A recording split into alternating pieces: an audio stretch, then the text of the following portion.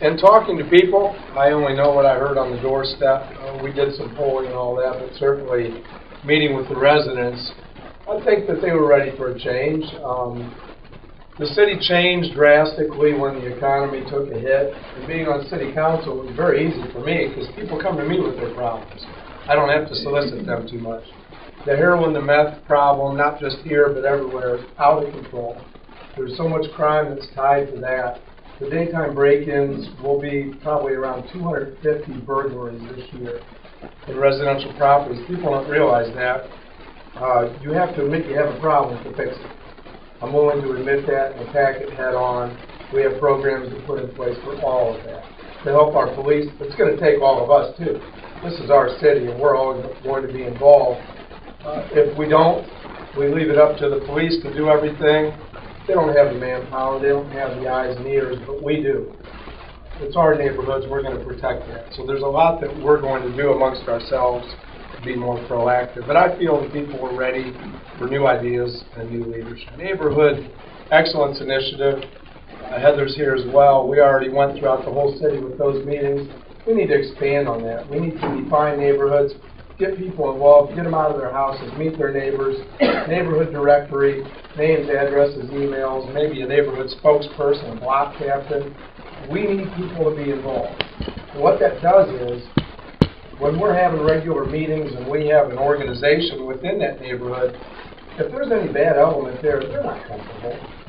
Think like the criminals sometimes. If I have a meth lab in the garage, and I see people out on the doorstep and out talking, it's not the place for me. It just doesn't work. So the more tightly knit we are, the more of a community sense we have in our neighborhoods, the better it's going to be for everyone. It doesn't take a lot of time. It takes some organizational skills, and that's what we'll have up in the City Hall. We haven't had that in the past. I want to define neighborhoods that actually get in there and sit down with them and have meetings. And I guess I'll answer the first part, the Ticket City thing. I'll tell you what the purpose of that was. And I believe Heather was there, but Carrie was there. We talked to the chief after one of our neighborhood meetings. And the purpose of that, I think they claimed wasn't really for the revenue. It was for an image thing. And they wanted to send a message that we're zero tolerance. If you have a meth lab in the trunk, or you're drunk, or you don't have a driver's license, or you're wanted for arrest somewhere, that we're going to try and get you. And a lot of times criminals speed, or they have burned out taillights, or what have you. And it does work for that purpose. It lets us pull more people over. There certainly can give a warning for the speeding ticket, but a lot of times we'll weed out a few criminals here and there, which is a good thing. We don't want them coming through our town. I believe that the timing is probably bad for that. 8 in the morning, I don't speed, but we all have at some point. You're late for work, it's 8 in the morning, and you get a ticket going to work. Those probably aren't the people that we're targeting. They're doing the right thing, they're going to work, and they get a speeding ticket. Now their whole day's work is gone, basically to pay for that ticket.